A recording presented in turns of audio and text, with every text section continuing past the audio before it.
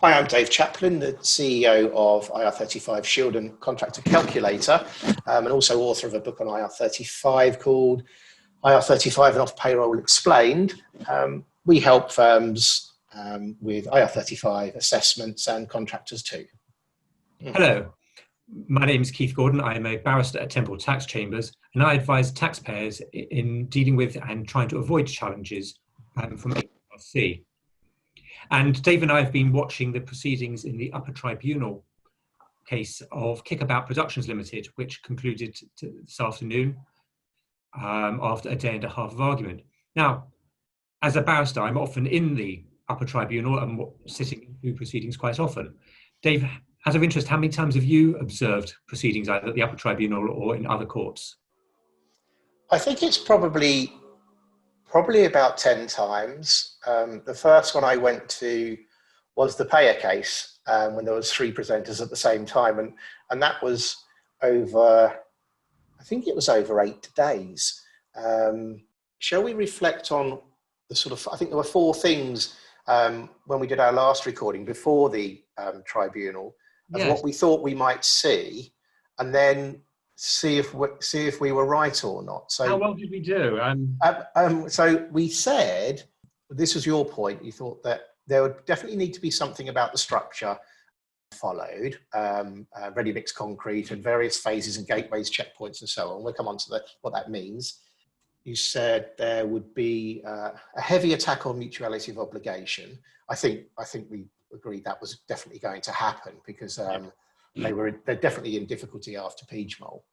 And then there was a bit about statutory payments that needed clarifying because it was unusual, wasn't it, to see that. Shall we quickly just get rid of the statutory payments bit and then start talking about structure, and then we could probably spend a whole day talking about Moo. Yes. What did you think about the statutory payments point? Well, it came up. I don't think there were any surprises in the arguments raised. It was more or less tagged on at the end. I think clearly the judges will have to grapple with it. Well, actually, they don't necessarily have to grapple with it, depending on how they determine the rest of the case. But I hope they'll give clarity to it. The Revenue said it was an entirely neutral point. I disagree for the reasons I gave in our previous chat. I think we didn't get many clues from the judges as to what they're thinking. So it's just a matter of, we'll just have to wait and see. There was some points made on the statutory payments. There was one, obviously it's normally a neutral point, and the argument was made that of course there are no statutory payments like sick pay and holiday pay because this is a contract between 2 companies. You would not expect that to be there. There's essentially a contract between the individual and their personal service company, and that's where those would sit. But then the point was made that it's neutral, but if we had have seen TalkSport pay for Paul Huxley's time off sick, or if he had have been paid for holiday, then obviously that would have been a point worth noting and bringing into the hypothetical contract. But there was none of that at all. So I think it was probably just to be dismissed. Yes, well, I can certainly understand a situation where if you have an arrangement that is clearly looking like an employment relationship, but instead of structuring it, you will be paid X per month, and you work 45 weeks, then you've got inbuilt holiday pay. On the other hand, if you've got what someone is saying is a genuine self-employment situation where you're providing your services for an extended period of time, it's perfectly natural that you're paid a fee for what you're contracted to do. So yes, I can see the argument why it's neutral, but it equally, or why it's a neutral factor, but equally, as far as I'm concerned, it's indicative of the nature of the relationship, because in an employment relationship, it would be artificial to structure it that way. But in a contract where you're providing your services as a self-employed individual, it's not an artificial way of doing it, it's a natural way of doing it. So we dealt with statutory payments. So there was then the point about structure and about how to go about evaluating whether somebody is a I'm going to use the phrase deemed employee or not. And everything stems from the ready mixed concrete test. That's what everyone thinks should be used, and it's on all the cases everywhere. Absolutely. Which is a 3-stage test. The first bit is there personal service, which also involves the area of mutuality of obligation, I think, as you explained in part 1. Then it's, is there any control?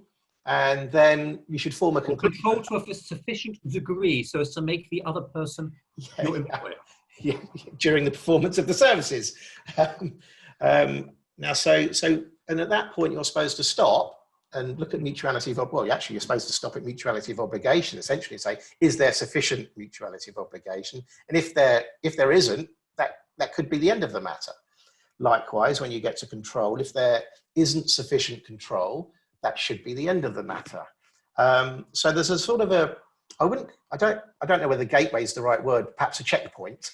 And then you get to, well, if you've decided at that point, well, the argument was made that you shouldn't go to stage 3 unless you've decided it is one of employment. But what we tend to see in cases is that judges still do this anyway, so for completeness really of the decision rather than leave anything hanging. But if you have decided, well, the decision that you've made after stage 2, you're then supposed to look at all of the other factors, not mutuality of obligation and control again, the other factors, and say, well, does this reflect what I've made, the decision I've made in the first part, or is there anything there that really makes it stand out as self-employment, or go either way? And the way Kickabout was judged, and as counsel put it for HMRC, was that rather than taking a 3-staged approach, they just took all of the facts and put them in a great big pot, assigned them various weights, and in the pot for the weighting exercise was also mutuality of obligation and control and pointers as to strengths on those.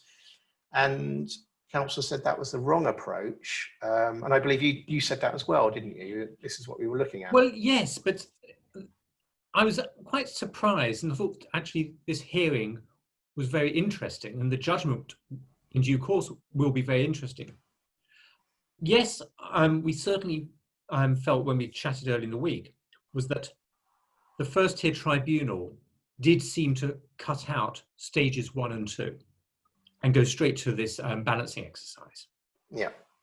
But that wasn't so much the focus of the challenge by HMRC to the decision, the way I heard it. The way I heard it is that they had 2 particular challenges about stage 3. Now, the narrow part of their challenge was simply you ignore mutuality of obligations and control and personal service at that stage. They're not factors that you put into this balancing exercise. Yes. And we can discuss that in a moment. But they also, and this was the real surprise to me, they were suggesting that the Hall and Lorimer approach, which is where you paint a picture of all the details and then you step back, which has been widely accepted over the last 26 years, they are suggesting that is completely wrong law. Well, in a nuanced way, to give them, to be fair. Well, I'm trying to work out that if they get rid of it, how is it, in a nuanced way, how do they sustain it? I just didn't understand it. It's Court of Appeal Authority. We've got Lord Justice Nolan, as he then was, later Lord Nolan, endorsing the views of Mr. Justice Mummery, as he then was, later Lord Justice Mummery. And I just think the upper tribunal would be extremely reluctant to suggest that Hall and Lorimer is a completely false decision. Well, the manner in which it's been used in the past. Yes, it's quite clearly a test telling you how do you conduct a balancing exercise when you have to deal with a number of different factors and considerations which might have different weights. That's clearly a matter that a tribunal should be able to grapple with. And the only way of dealing with it is drawing the picture and stepping back and looking at the overall picture. But then that goes to the first of those points, which I said the revenue were pushing, which I have some bit more sympathy with, but and this is where some clarity from the upper tribunal will be helpful. It's, do you ignore in that picture painting exercise mutuality of obligations and control? Now, if you read what was said in Ready Mixed Concrete by Mr. Justice McKenna, at that third stage, he does say, once you've gone through control, mutuality of obligations, etc., then you have to look at whether the other factors of the other terms of the contract are inconsistent with it being an employment contract. So he uses other terms which suggests you ignore mu and control. But that's what he said back in the late 1960s. And one of the arguments between the two sides in this case was, to what extent have the later authorities amended that to ensure that you look at the whole picture? How can you look at the whole picture if you ignore certain details? Exactly. And anyway, wouldn't you end up reaching the same conclusion? If I had a box of chocolates and I drew them out with a drawer from the side, and we were trying to work out if there are any toffees in it, well, if I just drew it out halfway and you saw toffees, we formed our conclusion there are definitely toffees. Or I could just lift the whole lid in one go and you could see the whole lot and establish the fact that there are toffees and all the other bits and bobs and so on. But does it really matter? It's about the weights you're applying to all of the strengths. But the argument with ready mix is it goes back to your binary thing, which is once you've done the stages 1 and 2 with mu and control, you have to have made a decision about sufficiency at that point. And there are arguments about, and oddly, I thought, you only have to establish that there's some, and then you get to stage 3. That seemed a bit odd. Yes, well, I'm pretty glad this was argued, because I hope that we'll get some clarity one way or the other. Although I suspect clarity one way or the other will mean clarity until such time as HMRC decide they're going to appeal against it, or the taxpayer is going to appeal against it if it's they're unhappy. I think the problem with the other terms of the contract is that it doesn't make sense to sort of have this partial picture. So I just don't think that the words of Mr. Justice McKenna should be taken that literally. And to look at I think the most recent case on IR35 is the red, white and green case involving Eamon Holmes. And what the judge did was to say, I am looking solely at the contract between the company Red, White and Green Limited and ITV Studios Limited. And the fact that you might have countless other gigs is irrelevant. I'm looking purely at the terms of this contract. Now that goes completely against the principles established in Hall and Lorimer, because Hall and Lorimer makes it perfectly clear you look at not only the whole picture, which is what they said, but the fact that if you have lots of other clients, a greater pointer towards employment and so self-employment. So I can, yes, if Hall and Lorimer is shunted as bad law, which I would be surprised if that were the case, then that gives you the opportunity to take a much narrower approach to those other factors. But those other factors are clearly relevant.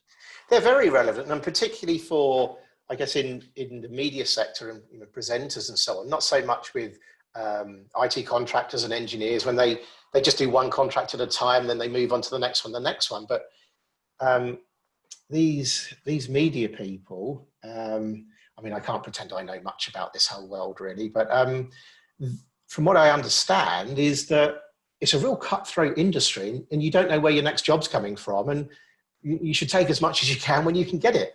And Eamon Holmes, he's on the TV, he's on everywhere, he's doing all sorts of jobs. He's not just only doing that work for ITV. But his evidence before the tribunal made it perfectly clear he's put himself out a lot because he knows that one of these jobs could come to an end suddenly.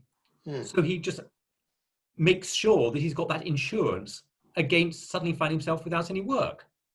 I remember Lorraine Kelly's evidence said, the TV world is not as glamorous as some people think, because it is so cutthroat and you could be out on your ear. I mean, one of those cases, the Atoll Productions case, Yes. that was Kay Adams. Adams, yeah. So she's doing this radio show for BBC. Well, BBC Scotland. BBC Scotland. I read the case. But she's known for being on this Loose Women programme. So that's what she's known for, something completely different. So how is she not in business on her own account as this Loose Women's sort of personality, celebrity, whatever they call, rather than having to do a radio show every now and then? It's, I mean, luckily that was brought into the decision for her. Yes. But it's the same for Eamon Holmes. One would hope. You mentioned financial risk, and Revenue sort of raised some very strange arguments on that point. They said you cannot lose money by Paul Hawksby couldn't lose money because of this kind of contract. Therefore, that doesn't count as a factor in his favour in this not the checklist, but in the painting the picture by looking at financial risk. But the first tier tribunal, and I made a note, it's paragraph 216, the first tier's decision, I say it was completely spot on in its analysis. What they said was, you've got this gig when you have to be in the studio, I think it was 3 hours plus a bit before and a few minutes afterwards, but you prepare for it. Now, if you prepare for your gig quickly and efficiently, then you have more time to do other work. So the flip side of financial risk is financial reward. You've got that control, theoretically, to be more efficient, generate more work. Now, it's irrelevant, but TalkSport Radio might not actually be a bad payer. But ultimately, you have that ability as someone who's self-employed to choose your work hours. If you were an employee, the more likely outcome would be you'd be expected to prepare for X hours a week or X hours per program, and they'd expect you to be in a particular location so they could track you down. And you would negotiate a contract accordingly, an employment contract, and get paid based on what the expectations were and the fact that you were working all hours or whatever. It'd just be part of the original negotiations. Yes, and there was another similar argument, because the Revenue was sort of mopping up a number of areas in this painting the picture which they didn't like. But I think they were scraping my personal view is they're scraping the barrel. That one argument they said was, well, because you had a contract for 2 years, leaving aside whether or not it could be terminated earlier, which was an argument which I wasn't expecting, certainly not the way they were running it. But because you've got 2 years and you're doing it 3 hours a day for 222 days of the year, plus you need to prepare, etc., you have not got the time to do other work. Therefore, you look like an employee, which I thought was the most bizarre argument, because imagine a jobbing actor who's got a role on the West End stage for 6 months. So that would be 1 or 2 performances a day, 6 days a week. Yeah. Now, theoretically, they could do a bit of voiceover work in the mornings, and probably some of them do. But a lot of the cast will be pretty exhausted, especially if there's a matinee and an evening performance. And for those 6 months, that takes all their time. Now, the Revenue's argument says, well, you had this gig for a long time. It stopped you doing other work. Therefore, you're an employee. Yeah, it doesn't make sense at all, does it?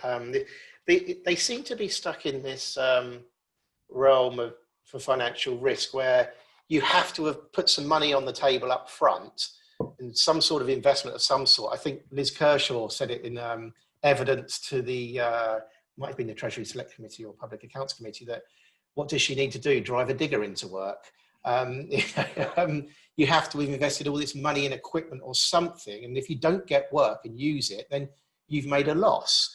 And in the first tier tribunal for Kickabout, then they started to talk about opportunity of you've lost the opportunity to work elsewhere, and that's being dismissed. But it's a relevant fact, isn't it?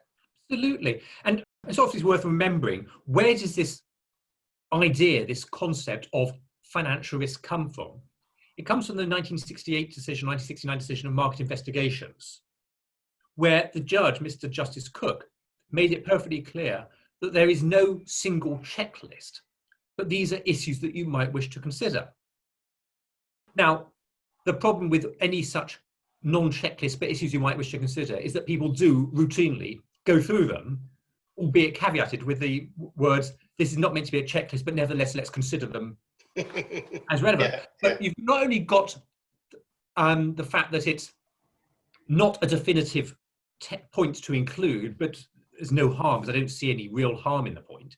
But you've also got what was said in Hall and Lorimer, is that the issues raised by Mr. Justice Cook in market investigations, and those not the checklist, but the pointers, the factors he mentioned, are actually generally irrelevant to someone who's providing their professional services.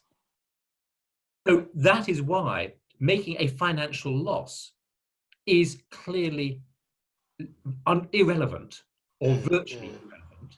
Looking at the arrangements and taking the arrangements at face value and the contract that they entered into in good faith, and assuming that that's what's found to be the correct interpretation of the contract, then it was actually there was actually quite a lot of financial risk for Paul Huckersby, because he signed up to what I would consider to be quite a rubbish deal. He had to make himself available for 222 days a year. He had to make sure he was available with no guarantee of work, and they would only pay him. But so he couldn't work elsewhere because he had to make himself available. Granted, he could probably sneak off and try and do something, but if they called upon him, he had to deliver. Otherwise, it would have been a breach of contract. Now, that's quite a lot of financial risk, isn't it? To say, okay, I'll essentially be, I mean, going back to some of the examples you use, a bit like a chauffeur. I'll be a chauffeur and sit outside your house for 22 days of the year. You're only going to pay me when you use me, but you must be there. I mean, that's a bit of a rubbish business, isn't it? And there's definitely lots of risk because you can't then chauffeur for somebody else. Well, this was another of those interesting points that arose in this case, but it was a question of interpretation of a contract, which the upper tribunal would be entitled to revisit if it's one of the grounds of appeal.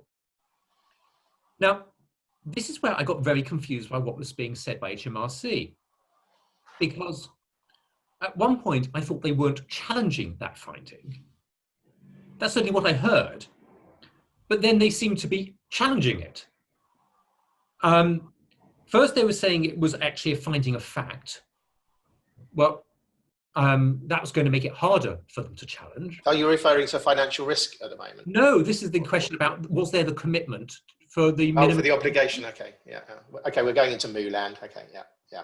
Well, but before we even get to mutuality of obligations, the question is, what are the terms of the hypothetical contract, which are clearly based upon the real contract? So the question is, what does the real contract actually mean? And does it mean that he has to be available for 222 days of the year? And is there no obligation on TalkSport Radio to engage him for those 222 days? And if they don't engage him, he gets paid nothing. Or is it, as I would have personally thought, that it was a minimum commitment that he could guarantee, subject to the other termination provisions, he would be paid 222 for 222 days, even if they chose to call him for fewer such days? There was no finding of fact. I think we could see that he would get paid if he didn't do the shows. Only if they had said, please do one, and then they cancelled it because he'd turned up at the studio, then they would have to pay. But other than that, he couldn't bill for all of those shows. Well, that's what the first tier held. Yes. As I said, I could certainly see the argument to interpret the contract differently, that there would be the expectation and he would turn up for 220 days. And I think I said, if they decided after 6 months they were going to drop the show, theoretically they'd have been obliged to pay him for 18 more months. They might have come to some commercially sensible arrangement, cutting it halfway down the line. I mean, this seems to be the absolute crux of this case. as to whether what was referred to as Clause 8 in the contract, which was a clause that said there was no obligation for either party to offer or provide work. The revenue essentially had to somehow make sure that that term didn't end up in the hypothetical contract, because it sort of blows the case open for them. And then you apply Piedmont, and you're not going to get home, essentially. So they had to find a way to say, no, that clause doesn't make sense. And in terms of interpretation, it's been put in there, to quote, by an army of lawyers. So they're going into auto-cleanse mode, and they have to try and get rid of this clause. And we can either go down the route of, well, with auto-cleanse, it was just contracts were a complete sham, and there was, the bargaining position was very weak on the car washers, wasn't it, or something, and therefore it was sort of forced on them. So there was no, they couldn't do it with that. There was no opportunity to say this was forced upon Paul Huckersby, this contract. It was entered into in good faith. So they then went down the route of looking at other clauses in the contract and saying, well, that clause doesn't make sense alongside that clause, and this clause doesn't make sense with that. You wouldn't even need that one if that one was there. So therefore, we're going to take that one out. And it seems to be where they went. But there was also the question as to, because this clause 8 appeared only in the second of the two contracts under consideration. And therefore the question was, does it inform the interpretation of contract 1? And clearly, you can't reinterpret contract 1 by reference to a term which is introduced in contract 2. So clearly, as a matter of principle, that is quite right. But if the actual agreement, the understanding between the parties in the course of contract 1 is consistent with clause 8, and clause 8 is then just put in express terms in contract 2, that gives a very different flavour. And I just remember the evidence was from the first tier tribunal is that the parties did not consider the contractual terms to be any different between the two. Now, parties' understanding isn't determinative, but nevertheless, it certainly informs what was the nature of the actual agreement. It will be interesting to see what happens about that particular clause, whether an express term in contract 2 can be used as evidence to imply a term into contract 1. Because when, and I say this in the context of potentially these reforms coming in 2021, and all of these firms re-looking at their contracts and trying to shore them up to make sure that the terms really do match the reality of the engagements. So they're going to have contracts 1 and 2. And if the argument is that actually terms in contract 1, express terms, can't really be used as to imply terms into original contracts, then that might cause some bother for people with historic risk under Chapter 8. That's definitely an issue. Well, I'll be saying on this point that potentially the jury's out on that one as to whether it will end up being considered a clause in the contract or not, and how the judges might decide it. Do we want to try and predict this? Does it hang in the balance? I'm going to stick my neck out on this one and say that there are clearly unhelpful words in what Mr. Justice McKenna said in Ready Mix Concrete. However, when you apply Hall and Lorimer to it, you consider all the factors. And therefore, the nature of the mutuality of obligation, the nature of the control, is a relevant factor, because you're going to paint a picture of all the facts and then take a step back. You're not going to draw a merely partial picture. Yes. So you think it will still stand? I'm thinking that okay, fair enough that they perhaps haven't followed the right procedure, and they've put everything in a big mixing pot at the end. Well, if they take it all out and then apply it in the right order anyway, I think it's quite possible that there might be sufficient mutuality of obligation. But I don't think they're necessarily going to win on the control point, because he was just there to do that show. Yes. And he prepared that show. He, as you say, he prepared the structure of the show. It was his show. So the what element could prove to be a problem. That's based on the findings of fact. However, we were reminded that it doesn't matter what they say or what their intentions are. It's about the ultimate contractual right. And there are elements of that contract that are a little bit worrying, and they have things in there that indicate that they controlled him to be when and where and to do other things. But it's whether or not they're heavily weighted enough in that decision on control. Yes. And I was a little disappointed that there wasn't enough emphasis in the arguments about the what, because the Catholic Church case, Supreme Court 2012-2013, made it perfectly clear that is the most important point. And then the question is, in these cases, is what is the what? Is the what the content of the show, or is the what more about you've been contracted to do a particular job, which is present the show, but it means we can't then get you to serve the tea or present another show. So I think Kickabout is in a good position that there is a lot, that because he had a lot of the autonomy, Yeah. Even if that is not a relevant factor when looking at the control tests, it's certainly helpful when looking at the overall picture. But more importantly, I would say that this is a case of someone who has been contracted to provide a particular job. Even Council for HMRC said if he had a decorator coming in for a couple of weeks, that would not make the decorator an employee. Now, there are different nuances in that argument. If you have got the decorator, you say, look, come here for 2 weeks and I'm going to give you various jobs to do, I would say the decorator is under the control of the client.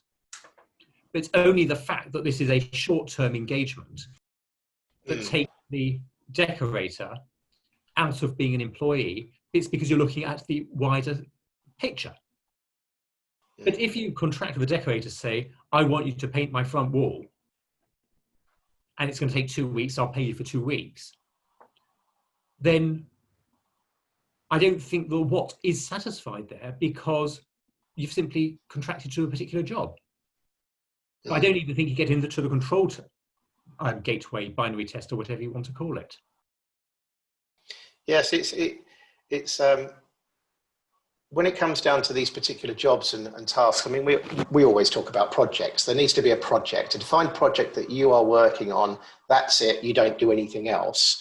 Unfortunately, sometimes HMRC tends to use the word task. And of course, a project can have lots of subtasks. And I mean, most projects, when you're evolving a particular piece of computer software, there'll be tons of tasks and it changes all the time. But ultimately, you're trying to achieve a particular objective of building software to help meet some sort of business requirement. That's what you're on. If they come along and say, can you work on another thing? You'll say, well, no, I didn't sign up for that. I came here to help you build this thing. That's clearly self-employment and not employment. You haven't agreed to come in and just be a programmer. There was one area that I thought that was a bit bizarre when they were talking about mutuality of obligation. And that was to say that in IR35 tax cases, the only level of mutuality of obligation in terms of sufficiency that you needed to go to was what would match mutuality of obligation in an employment tribunal when looking at worker status. Now, that seems odd, because the whole point of mutuality of obligation, in my understanding, is it takes you from worker to employee. And in worker status, mutuality of obligation, I think, is you are just getting paid for the work that you do. and there's more, you have to go further than that to get to employee. What did you think on that point? I was stunned by this approach, and it was almost as if the revenue were trying to say in the employment sphere, there is a clear distinction between a worker and an employee. Yeah. And a worker is a subset of the self-employed. And the revenue are trying to say that that fundamental gulf doesn't apply for tax purposes. That is itself completely wrong, because the clear test, and no one has suggested in the last 20 years it's anything else, the test is whether or not the relationship would be one of employment. Absolutely. But I don't know whether it's almost a response to the approach I took in the Albertel case, because I actually referred to these cases of workers because they were topical. And I pointed out that it's perfectly clear from the Supreme Court, and I use this example, someone wearing a Pimlico plumber's uniform, driving a Pimlico plumber's van, servicing Pimlico plumber's clients, is not an employee of Pimlico plumbers. Yet, the revenue are trying to argue that essentially Lorraine Kelly is more of an employee of ITV than these individuals are of Pimlico plumbers. And I think these workers' cases have no problem with them having whatever rights employment law wishes to give them. But the status at the moment is that they are self-employed. And it doesn't matter how dependent they are on one particular client, it doesn't make them employees. And the Pimlico Plumbers case is clear about that. So why the revenue thinks they can erode that is almost trying to kill off that argument. That argument cannot be beaten under the law as it stands. It did seem odd, and it made me think that possibly it was a reaction to lots of us in the press after the referees case that was saying, well, they've clearly said now what mutuality of obligation is, and it isn't, once again, it isn't just being paid for work done. And people were slamming CEST again, and the revenue stance on things, and the reforms can't go ahead until there's clarity on this. Maybe they felt that they had to respond in some way, and they used the Kickabout case to do that. The other way of looking at it is they've got a weak case, therefore they'll do the best they can with the material they've got before them. It'd be nice to have. I'm glad they've dealt with it, because then the upper tribunal can say it's a bad argument, and then there's binding authority and prevents them arguing it again until such cases goes to the Court of Appeal. But it's just not a good argument, not on the law as it currently stands. Now, can I just mention one thing which I thought was either of interest or potentially worrying for the taxpayer? Because one thing I often do is listen to the judicial intervention, as we call it, where the judges ask the questions to see what they're interested in. And there wasn't a great deal of it. I don't know whether it was because of online procedure, whether they were just feeling they were running out of time. But they did actually spend an awfully long time towards the end of today saying, what do we do, or what do the parties think we should do if we find that there was an error of law? Now, it could be that they were just simply covering a gap, i.e. a point that hadn't been fully articulated in the skeleton arguments and in the certainly hadn't been covered in the oral submissions. But it could be that the judges are thinking there were some errors, and then they're wondering what to do. And it's interesting because they were asking both sides. If you think there are you happy with the facts and evidence we have at the moment in order to make those decisions? Should we be sending it back to the first tier tribunal, or are we allowed to remake the decision? Are you happy that we've got enough facts at the moment? And there was disagreement about that. Yes, I think the reason for that is that if you're successful in the first tier tribunal, and oh gosh, there was an error of law, therefore the first tier tribunal's decision was wrong, but that error can be corrected. You tend to want to go back to the same judge who heard the original case, because they are probably on your side, and yes, they made a slight error in their methodology, but they're going to get you to the same destination. Yes. Whereas if you're the appellant in the upper tribunal, you're going to prefer either an upper tribunal say, well, there's an error, we'll make it, and they're already on your side, therefore they'll continue that way. Or you go back to another judge in the first tier, effectively for a fresh hearing, because that person doesn't then have the baggage of having made a decision adverse to you previously. Now, so you can understand why the taxpayer wanted it to go back to the first tier if it has to go back at all, if it's going to be corrected, whereas the revenue were hoping it would stay in the upper tribunal. But I was sort of almost begging the court to ask. I was sort of shouting at this screen, saying, okay, there's a remittal, but to who? Where does it go? But the judge, Mr. Justice Zaccarelli, did eventually ask the question, if it does go back to the first tier, does it go back to the same panel as before, or a new panel altogether, which might then have to rehear all the evidence? Now, HMRC's counsel said, oh, it's not typical in tax cases for it to go back to the same panel. Well, I think that's slightly over-egging his case. The principles originate in an employment case, but there's no reason why they can't apply in a tax case as well. It's all to do with what's fair. If there has been a fundamental lack of trust between the judge and one side because of a finding, I did not believe this particular witness, et cetera, et cetera, et cetera, and then that finding is overturned, you can see there's going to be a perception that that judge is not going to approach the case fairly.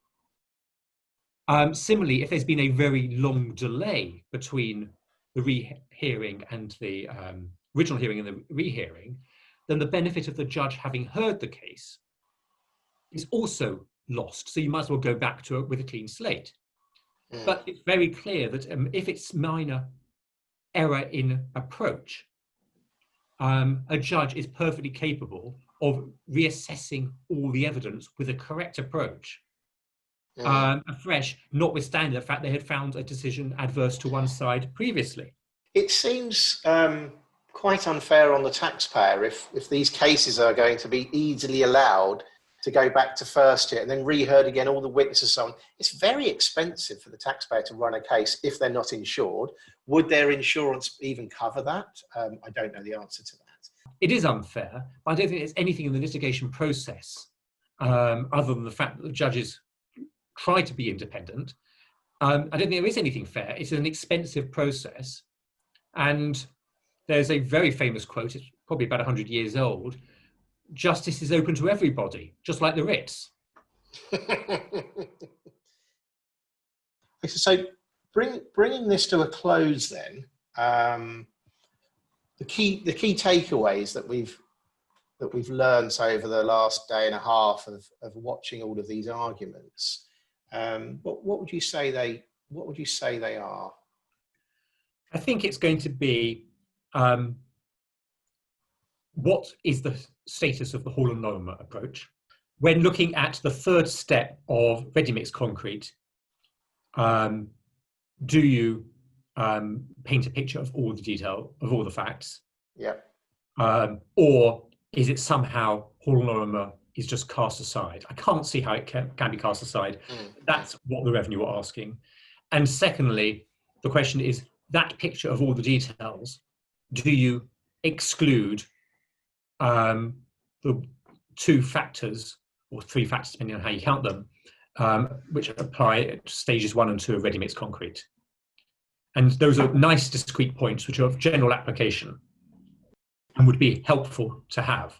So do you think that what you're saying before, I think you said, and I don't know if I'm sticking your neck out now, I think you said they came to the right decision, but perhaps not necessarily via the right route. Are we still in that zone? I'd like to think so.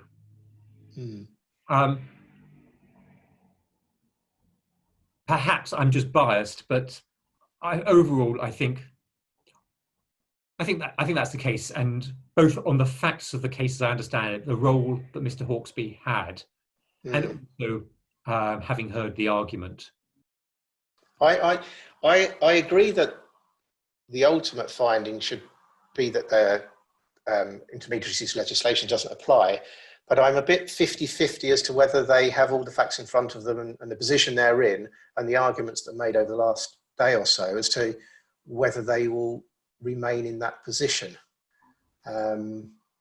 So I'm going to sit on the fence, which is the easy option, isn't it?